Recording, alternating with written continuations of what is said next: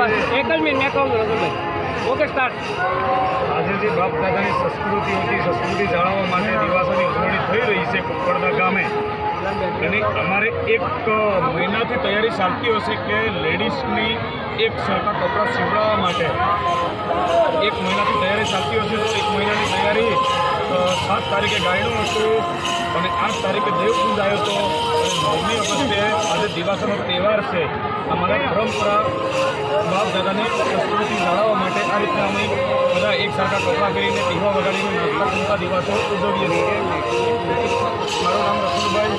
આ જે સંસ્કૃતિ છે કેટલા વર્ષોથી ચાલતી આવે છે? આ સંસ્કૃતિ જે અમારે આઝાદીની સંસ્કૃતિ છે, આઝાદીની સંસ્કૃતિ છે. આઝાદીની સંસ્કૃતિ જાળવતા એવા છે એ પ્રમાણે સંસ્કૃતિ જાળવીએ છીએ અને એ પ્રમાણે દિવસો ઉજવીએ છીએ.